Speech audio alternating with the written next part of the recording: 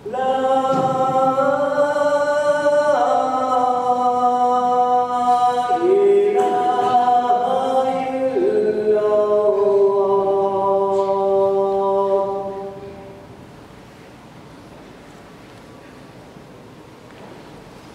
الحمد لله نحمده ونستعينه ونستغفره ونعوذ بالله من شرور أنفسنا ومن سيئات أعمالنا من يهديه الله فلا مضل له ومن يضلل فلا هادي له وأشهد أن لا إله إلا الله وحده لا شريك له وأشهد أن محمدا عبده ورسوله. Barcha alamlardan yuqtab qolib, bizlarga kun sayin o'zidan ne'matlar berib turuvchi Rabbimiz Allohga bizning qo'llarimizdan chiqqan rahmatlarimiz erishsin. Va hamda bizga bu bizni yetkazgan, anlatgan, ko'rsatgan ham oxiratlarda ummatim deb aytashak sevgili Peygamberimiz sallallohu alayhi va sallam bizning qo'llarimizdan chiqqan salovatlarni bersin. Rabbimiz Alloh aytadi: "Ya ayyuhallazina amanu taqullaha haqqa tuqatihi va la tamutunna illa wa antum muslimun." Alloh taolo bizlarga, musulmonlarga, mu'minlarga murojaat qiladi. Ya musulmonlar, bu dünyada yaşaganda anın amellerine buysanıp, anın kıyganlarından kıyılıp yaşayız ve hamd. Bu dünyadan gitkende bari dik Müslüman haletindegine gidebiliriz. Allah Teala bizlerge en zor baylık, en zor nimet oldu olsa iman baylığı. Anın rahmeti bilen biz anın yokluğuna gelip mında ibadet kıla alabız. Anın rahmeti bilen biz anın sözlerin okuy alabız. Anın rahmeti bilen, anın nimetleri bilen biz kimseyi kullanabız. Hem şunun için elbette biz Allah'a şükür ettirgeniz. Hem Allah Teala Din Suresinin 4. ayetindeydi. Dürüstlükte kişine en görkem sıfatta var kıldıktır. En görkem sıfatta. Hem şunday soru var. Hem de şu görkem sıfat nersesi o? Koya şağılar. Niçin biz onu görget yiyişmiz? Hem kişilerge karasam köpçülük vakitte biz şu görkem sıfatını oylayız, bizden tışkıp diyetmediniz. Ama lakin Peygamberimiz sallallahu aleyhi ve sellem bu soruğa şulay cevap verir. Müslim şiirlerinde Abu Hurayradan gelir, Allah Teala sizin düz kıyafetlerinizge hem mal mülketlerinizge doğramayın. Lakin o sizin kalp ömürlerinizge hem kalgan işlerinizge koruyun dedi. Şunun için biz anlayız, Allah Teala bizni türlü yarattı. Allah Teala her birimizge türlü kıyafet verir. Bizning hallarimizni turli qildi.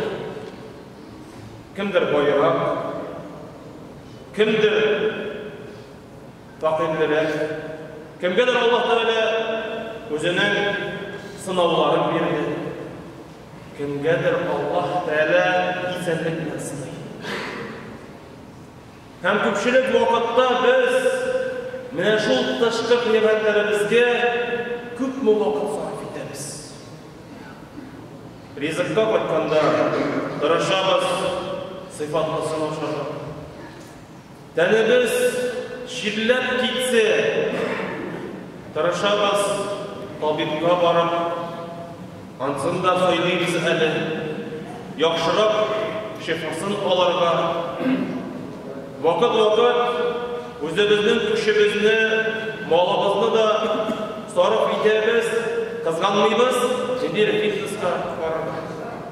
Durust, ular da kerak. Әмма ләкин кызганычка каршы үзебезнең калебебез турында онытабыз.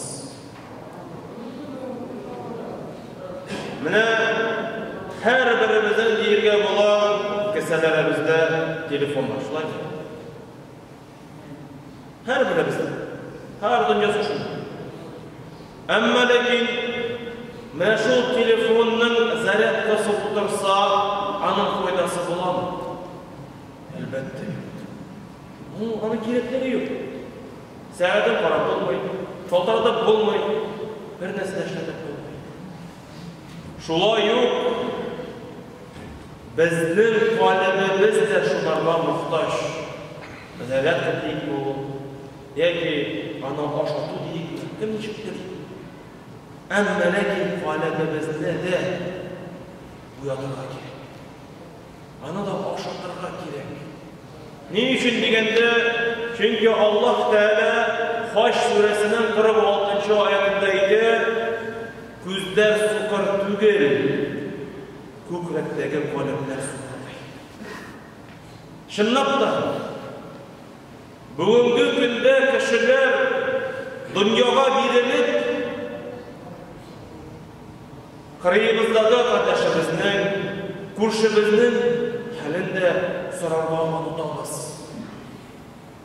Кызганычка каршы исән-имин балалар үзләренең картайган әти-әниләрен картайып кайтаралар. Кызганычка каршы Азиз баласын үзенең күкрәге астында 9 ай буена йөртеп, таба да, аны да имтетеп булмый ул кеше. Аннары роддомда калдыра. Нигә? Ни өчен шулай? Дөрес. Чөнки каләмнәребез каткан. Чөнки рәхимлек, шәфкатьлек сыйфатлары югалып бара. Һәм Аллаһ Тәала үзенең рәхим шәфкате белән безләргә үзенең ниъмәтләрен биреп тора. Без нинди булуга карамастан, һәм без әлбәттә шунарга шөкер итәргә тиешбез. Аңларга кирәк. Һәм Аллаһ Тәала Нәhl сүрәсенең 50-нче аятында әйтә: "Ва ма бикум мин ни'матин фамин Аллаһ." Барча ниъмәтләр дә ул да булса Аллаһ Тәаладан. Әмма ләкин икенче ягында бар. Аллаһ Тәала Шура сүрәсенең 30-нчы аятында әйтә: "Ва ма асабакум мин мусибатин фабима касабат әйдикум ва яъфу ан кафир." Чынлыкта ниндидер авырлыклар сезгә килсә, ширләр сезгә килсә, ул да булса, сез үзегезнең кулларыгыз белән кәсеп иткән ибәдәт. Һәм чынлыкта Аллаһ Тәала күбесен гафу итә. Шуның өчен без үзебезнең тормышыбызга карап уйлансак иде.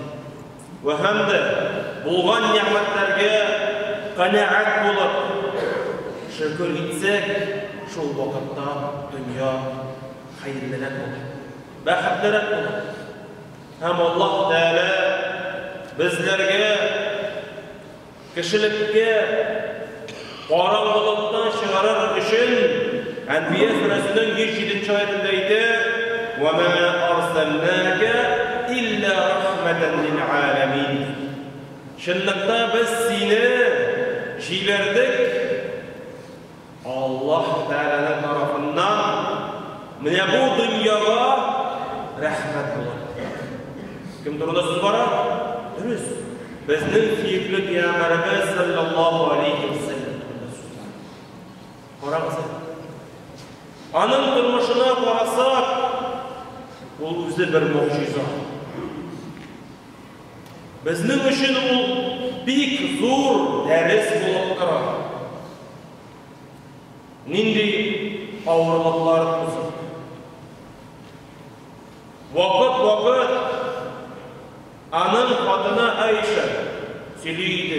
2 ай буена безнең өебездә ут янмады. Алар бер нәрсә дә пешермәгәннәр. Бүгенге көндә Аллаһның рәхмәте белән аш торышы кеше ул юктыр дип әйтәләр. Ул нинди авырлыклар аша безгә мәшһүр динебезне җиткезде. 2 кавым арасындагы сугышлар 100 ел бара иде. Ул аларны бузлаштырды. Соңгы икмәкне 2гә бүлеп аларга бүлештеләр. Менә ул ислам дин. Менә ул рәхимлелек, шәфкатьлек. Шуның өчен безнең арамыздагы булган низак булсынмы ул, ниндидер талашу булсынмы ул ни өчен килеп чыга? Дөрес. Ул да булса, без менә бу дөньябыз өчен борчылабыз. Үзебезнең дәрәҗәбез өчен борчылабыз. Әмма ләкин вакыт онытабыз.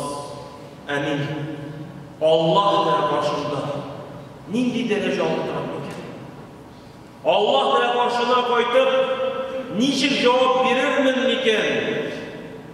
Шуның турында да без уйланырга тиешбез. Чөнки Аллаһ Тәала әйтә: "Куллу нафсин за'iqatul maut." Һәр бер җан үлем ачысын татыячак. Һәм Аллаһ Тәала каршына кайтып җавап бирәчәк. Шуның өчен менә бу мизгел һәрберебезгә килеп җитәчәк. Аллаһ Тәала безгә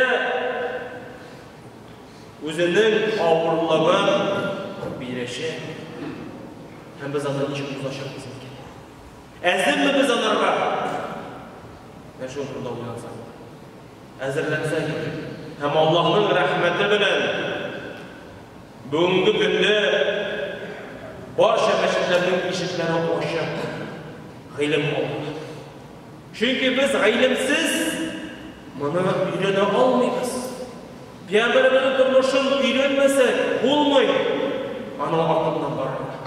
Анардан үрнәк алырга. Шуның өчен омтылыйк, тарашыйк һәм Аллаһ Тәаләдән Subhanallah wa bihamdik, ashhadu an la ilaha illa anta, astaghfiruka.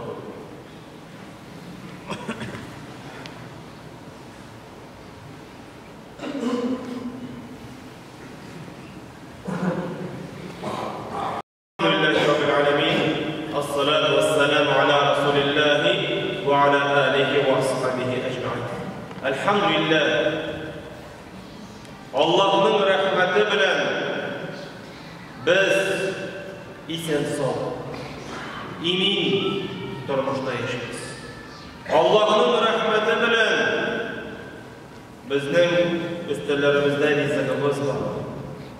Koya barıp işlerge işimiz var. Hem Allah Teala'ydı لَاِنْ شَكَرْتُمْ لَاَزِدَنَّكُمْ. Siz bana şükür edip yaşasanız, min sizge tağın da arttırırım deydi. Şunun için biz mühiminde ne için geldik? Ne için biz gıybedet kılabız? Ne için biz namazlarımızda okuyabız? Dürüst. Ol da olsa Allah Teala'ya rahmet etmiş. Rahmetli bulamız.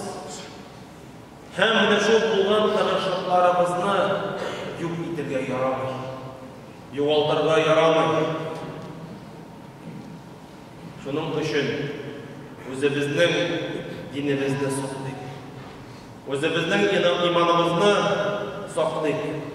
Ve hem de birbirimizdeki aramızda bulunan rahmetlikten dağında parlatsak edin.